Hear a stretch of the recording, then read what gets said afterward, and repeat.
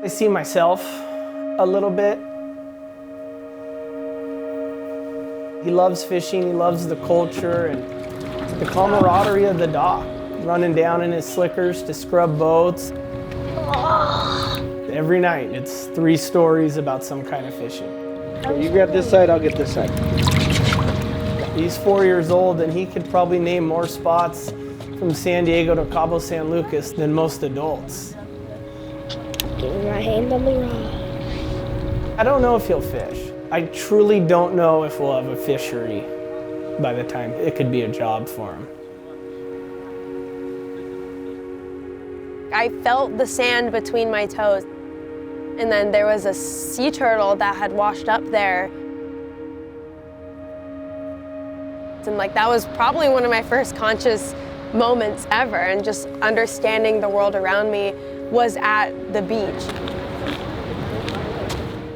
I can't promise that for my children.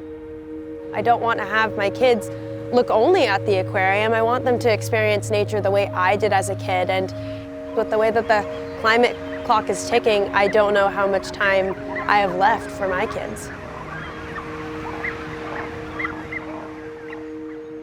We need to make changes. The way that we're living today is not sustainable for the future. There's limits to what our planet can take. Now we have an opportunity to protect the sequoias of the sea, which is our kelp forest habitat, to make sure that future generations can also enjoy the benefits, including the fish that we'll maybe be able to catch in the future, if we don't over-extract today.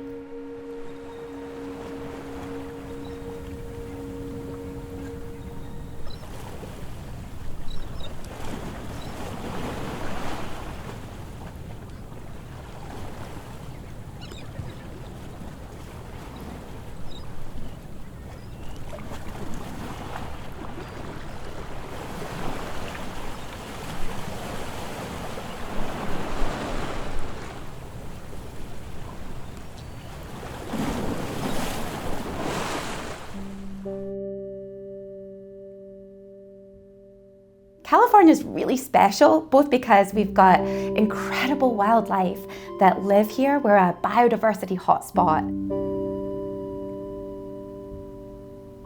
From sea lions and whales and sea turtles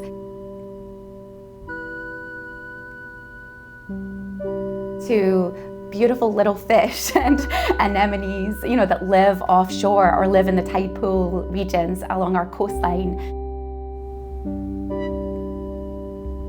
This biodiversity is so important to Californians that back about 25 years ago now, the California legislature passed a really important law called the Marine Life Protection Act.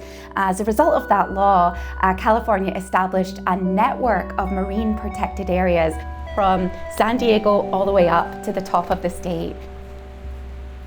Just like we do on land, we were setting aside protected areas in the ocean, like state parks, where destructive activity would be off limits, where people could go and explore. You can go and look at it, or swim in the ocean, or dive, but we aren't able to take anything out. We're allowing nature just to thrive. Since then, there's been a lot of science that's shown that these marine protected areas are really working. Our proposal here in San Diego is to expand the existing Cabrillo Marine Reserve up the coast to encompass the Point Loma region as well, all the way up to Sunset Cliffs. We have seen for more than 100 years too much extraction, too much pollution. And unless we reverse that, unless we make change now, we're concerned about what that means for all of our ability to live a healthy life on planet Earth. But unfortunately, any of this change, it does create real friction.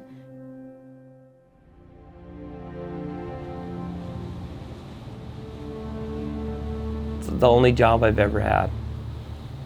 And it seems like just everyone wants to do away with us. The port used to be a thriving commercial fishing industry. And now there's very few of us left.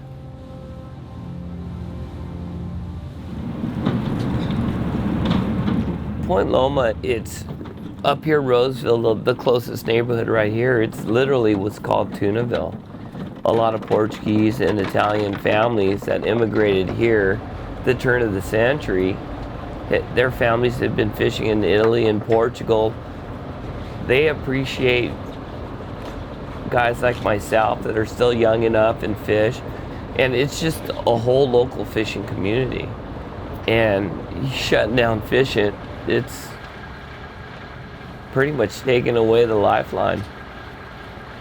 These MPAs that they're proposing, what it would do to us in Point Loma would pretty much put us out of business. And there's 22 guys that fish in Point Loma. We're gonna have to go elsewhere. It's not all of us weren't born rich. A lot of us still have to work in order to make a living. When's it gonna stop? When are the closures and the regulations ever gonna stop? And I'm not saying that they're all bad, but for everything that's advantageous, there's the other side of the story. There always is. This is the existing Cabrillo MPA. It goes from below the lighthouse all the way out, almost all the way up to the sewer plant here. The proposed MPA is gonna keep going out the harbor, out 3 miles. But also it's a highly utilized area by the sport fishing community, spear fishing community. It's just a reef, rock, kelp mecca. And that's why certain people want to close it.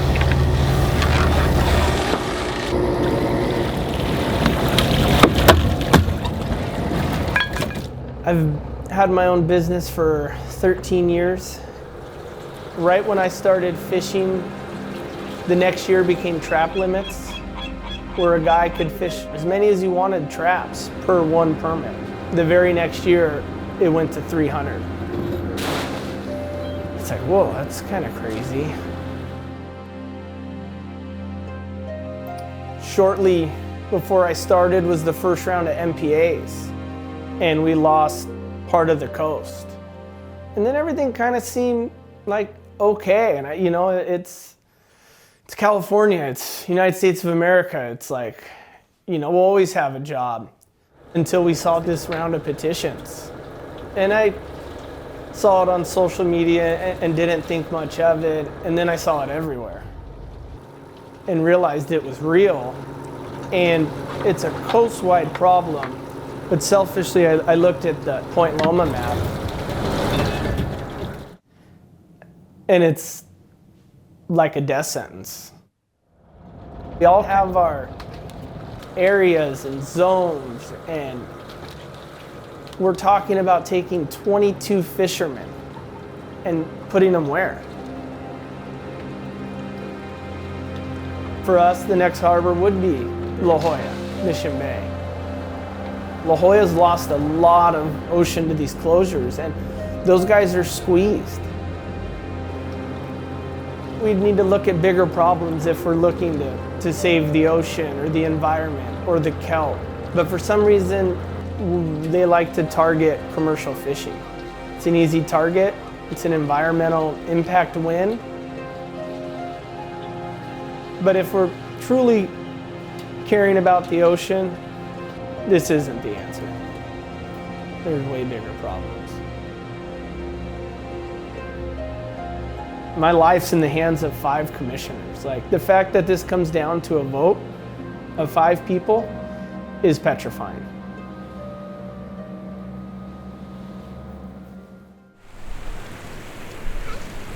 California has had marine protected areas for a long time. When the Marine Life Protection Act was passed in 1999, California wanted to revamp its existing network of protected areas in favor of protecting biodiversity, enhancing education, recreation, representative habitats, and tourism. And that's what we now enjoy today, is a network of 124 protected areas in California. There are things that we see differently, that have come into focus differently now, than maybe how we might have looked at them 15 years ago. So now we're trying to see if there are places we want to adaptively manage the network. Did we get it exactly right our first try? Or are there changes that need to be made in light of this changing ocean we have, or in light of tribal stewardship or social justice, access? Or are there places where we have holes in the MPA network if we're looking at the science guidelines? We had fishermen, we had tribes, we had NGOs who have been waiting to submit petitions for years. And we had been saying, let's hold off, we'll take them all at once. We wanted to wait until the decadal management review was out. We knew we had been collecting monitoring data since the MPAs went in. And because we want to look at the network holistically and look at the petitions holistically versus on a sort of piecemeal ad hoc basis. It's our first time adaptively managing a network of MPAs. It's our first time, but it's really the first time anyone is trying to do this in the world. But we're not trying to create a brand new MPA network. That's not what we're trying to do here. When the state was conducting the decadal management review, we were tracking it, and we actually did our own review using some of the same analysis where we highlighted some of the case studies of some of the most incredible marine protected areas where we were seeing these benefits. We actually ended up meeting with about 50 scientists to find out, okay, looking at the California coastline, what are the biggest threats? What are the biggest risks for marine life's health? And we've seen decimation of the kelp forest habitat. Many of the marine scientists we spoke with highlighted that threat as being paramount. One of the tools that's been highlighted time and again as effective is creating marine protected areas around the kelp forest habitat. We have beautiful kelp forests in the La Jolla region, and that's really around the marine protected area there. We have some amazing kelp forest habitat off the San Diego coast at Point Loma, and it's one of the regions that scientists identified as a great example of a place that we should really work to protect. I've seen a lot of change just even right behind me. We've lost about 90% of kelp in San Diego in less than a decade. It's not just environmental, it's not like just temperature driven, it's not just climate driven, but it's also like ecologically related. In different pockets of California, for example, the driver of that loss does vary.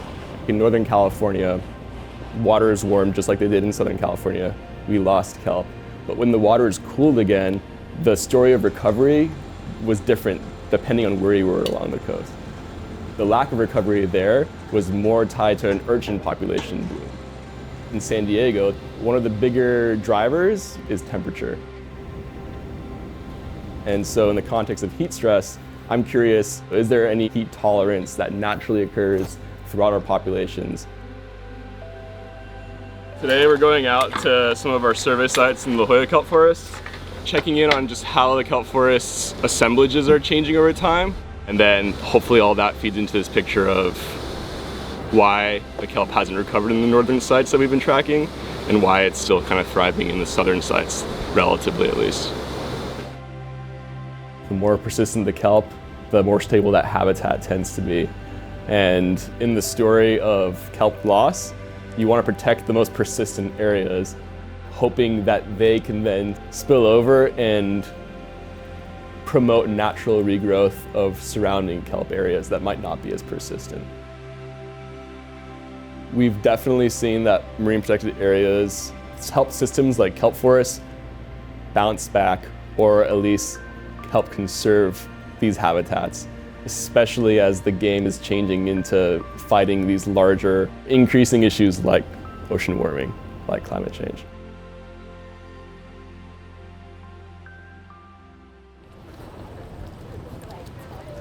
Hi, do you have a moment to take a picture to help protect our oceans? Hi, do you have a super quick moment to help take a photo to help protect our oceans? Take a photo? Yeah, it's super quick. Yeah. We're trying to show the Fish and Game Commission how much students care. That's fantastic. When I came to UCSD, I saw that CalPERG was running a campaign to protect our oceans. So I was like, oh, I have to get in on that. The Fish and Game Commission will be voting on how to, if they're going to, improve and expand our marine protected areas. And so this is sort of like the critical stretch of our campaign, where we're trying to collect as much visible public support as possible. The marine protected areas are really the core of our campaign, but what the core of marine protected areas are is just protecting the coastlines that I think a lot of people do care about, even if they don't know the terminology.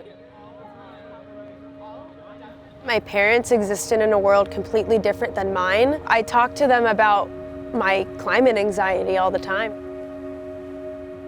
When all the older people in Congress are gone, it's going to be up to us to deal with the consequences that they have put forth upon us. So it makes our generation like really worried and stressed out about basically the mess that we're going to have to clean up, because at the moment we don't have any power against them. That's why I'm in CalPERG, to understand the policy side, because nothing can in fact happen with science unless there's policy that funds it or even approves it. I have really good memories of going to the beach with my family, and my father would point out all the different animals to me there. But I think it's always been very important to me to be able to know that that beach is going to be around and that I can go back to it. If we didn't have these marine protected areas, so many anthropogenic sources can be endangering these communities, and it'll be lost in who we are as Californians. The climate clock is ticking.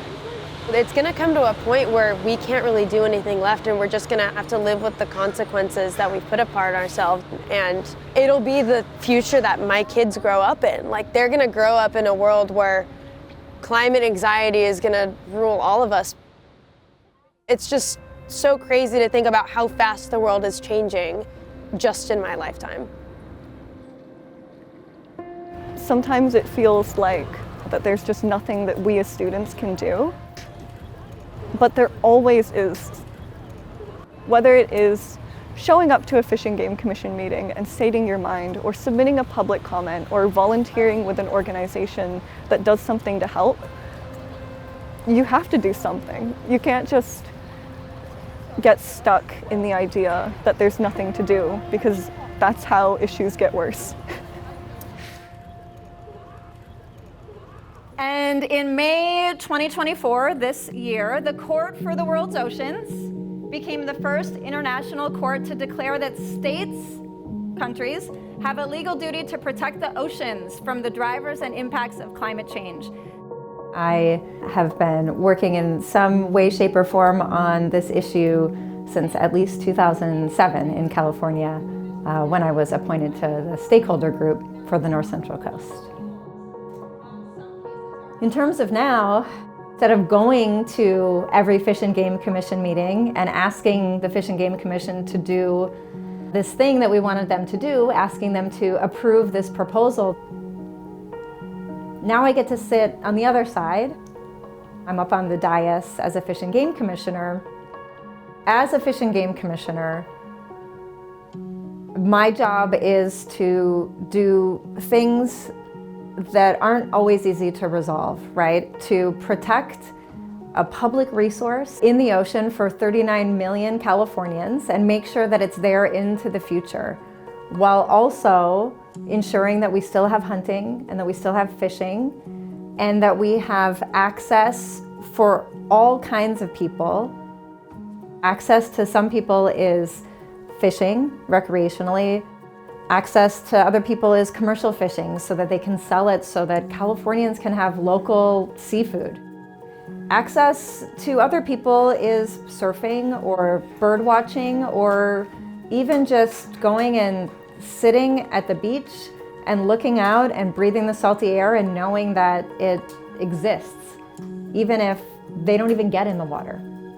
So trying to find a way to ensure that we have this public resource into the future for all 39 million Californians, while also ensuring that we can access the ocean today in all the ways that people want, I mean, that is our biggest challenge as a Fish and Game Commission. So how do you do that though? How do you find that balance? The best we can do is look at the science, listen to the staff, and talk to the people and listen to the people on all sides. I can't give a blanket answer for how to best do it, how to best ensure that we're gonna hit the exact right balance that we're trying to reach. But we all do the best we can. It's a real privilege to get to play some role in the sort of care and feeding of these protected areas, to get to see them follow through with them now, and rather than just say, here's what we think you should do, and then walk away, I get to still be involved in a big way and get to track how they're doing. It goes to this line. Yeah. And from here, we call it the drop off, because it's where it's a case-by-case basis. We want to make sure that we've got healthy, strong, thriving ocean into the future, knowing that we can't control everything in the ocean, right? We can't control climate change. So the best we can do is build in an insurance policy where we can, and hope we don't make any mistakes that either translate to not having a healthy ocean in the future or put people out of business so we no longer have access to local seafood.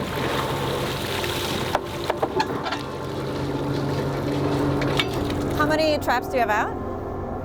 down to like 200. One other change that I have seen too, though, just in the 15 years on and off that I've been living in California, is that marine protected areas do work, right? Our network that we have in California for species like spiny lobster or other species that have a lot of site fidelity, you can see the impact in a short period of time, right? That's not true for everything. Like 10 to 15 years is nothing for some species that live a long time, but there are animals that respond really quickly to protected areas.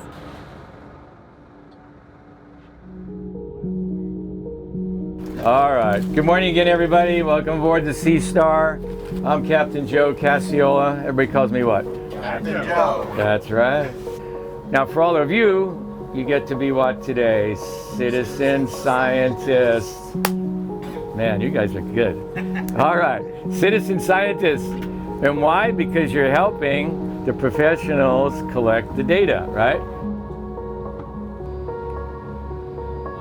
We take a group of volunteer anglers out on sport fishing trips, and we do standardized hook and line surveys inside and outside of the reserves.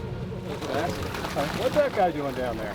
We're measuring, we're tagging fish, we're collecting morphometric information like length and body size and body condition. And what this allows us to do is we can compare the size of fishes and their relative abundance inside and outside of these reserves. Tag number is 30145, 30145. Using this size and relative abundance information, we can begin to understand how well and how healthy fish populations are inside of the reserves relative to outside. And the reason size is really important is because larger fish have much larger reproductive potential than smaller fish. We're trying to come up with new techniques to sample a broader collection of the fish community. We take a water sample and we extract the DNA from it and we sequence it, and based on the DNA signature in the water, we can understand what are the species of fish that are present and absent in that area at the time of sampling. We are seeing that within reserve boundaries of the MPAs that we study, the fish populations seem to be doing a lot better. They're larger, they're more abundant.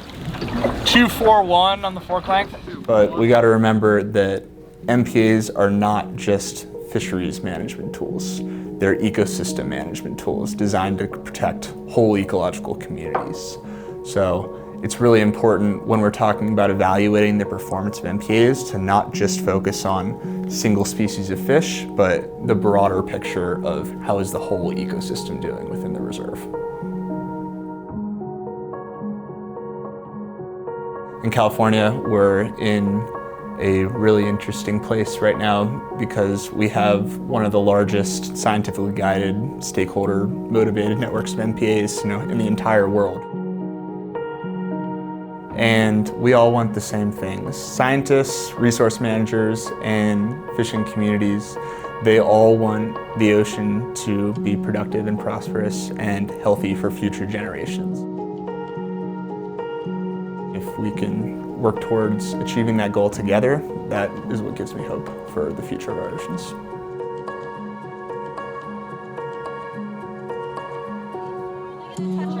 I do have a lot of hope in everything that we're doing can at least change, whether it not for my kids' kids, but at least for my kids.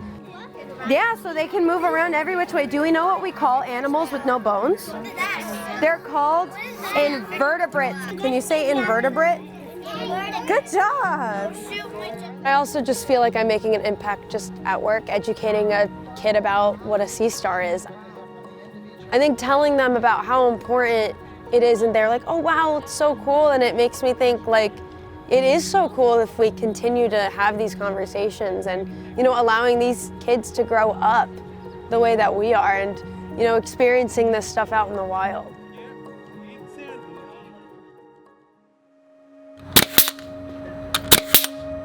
I've had my captain's license for 39 years, and I didn't start realizing how lucky I was until probably about the last 10 years. You look at different things when you're younger.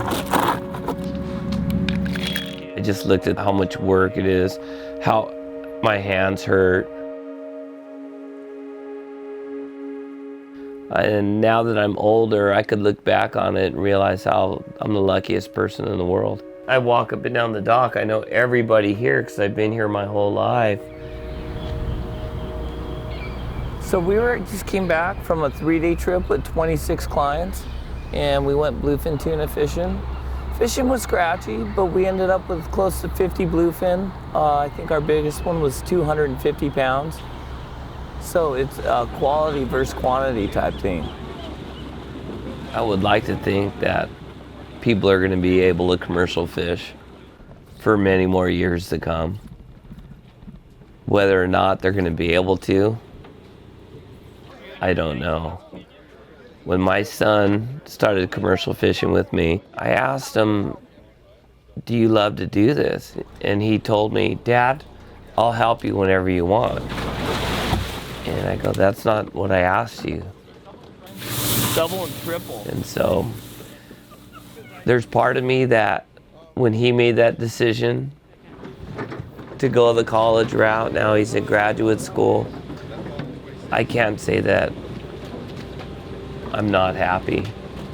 I'm happy because what I do is so precarious. I could definitely see me being part of the last.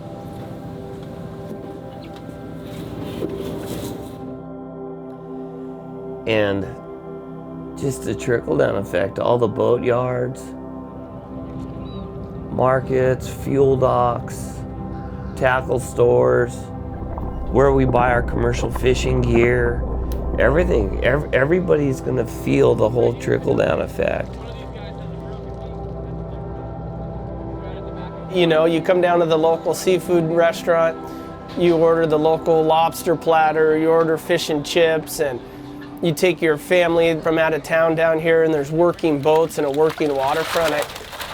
If you take it all away, I don't know what happens. It's sad to even think that could be a reality.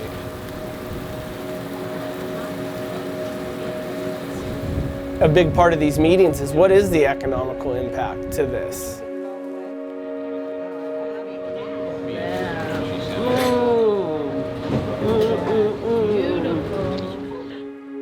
I really want to be a fisherman because fishermen do a lot of cool stuff.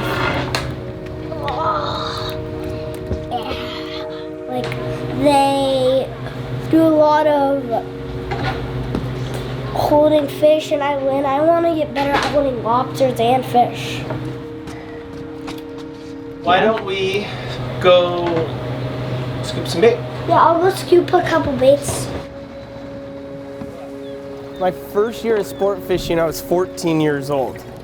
And when I started lobster fishing, the plan was to no longer sport fish.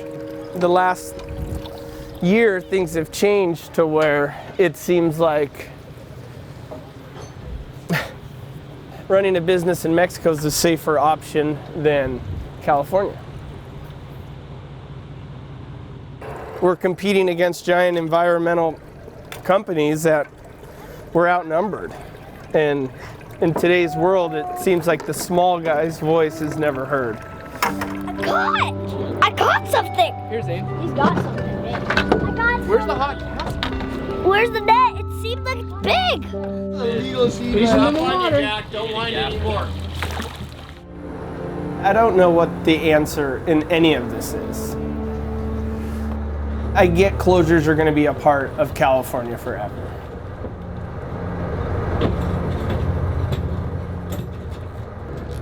Where's the science? What is it? Because if we're talking about kelp for the Cabrillo closure, a majority of the box they had engulfed is mud.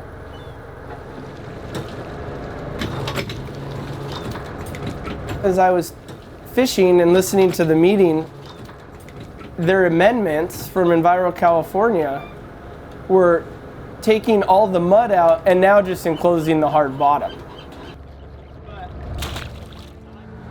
They just took my fish knowledge, which isn't science, it's just what I know from being there every day, and sent me their amendment saying, look, we've reduced it so much. This is the most kelp we've seen in 11 years. I mean, there's days it's so thick you can't even drive through it, especially here on this lower end. And I asked Laura, I said, why? Why Cabrillo? Why this giant closure? Our catch records are up. We have one of the only thriving kelp forests that's kind of around right now with the weather and stuff like that. Like, everything's going good here. And she goes, well, that's why we want to protect it. And it's like, if that's the answer, I should just sell out. This is Tunaville Market and Grocery, a local fish market that I'm a co-owner of. And the whole goal of Tunaville is creating 0 miles. So from boat to dock to shop.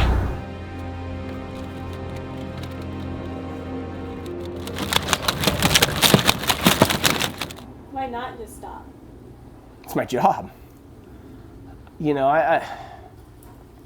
I don't know what I'm, you know, there's worth in what I'm invested into lobster fishing, but, you know, we're talking $750,000 from a kid that had nothing and worked on boats when I was 14 and saved and got lucky and was successful in a fishery and now has a family and a fish market. I mean, what do I quit? 36 years old, didn't go to college. It's all I know and it's all I've done. Delicious. I refuse to quit. Even if it's a financially better decision, it's what I do, it's what I love, it's who I am, it's my son loves it, my family, it's the whole thing. All right, Tommy, thank you. It's like eating your paycheck.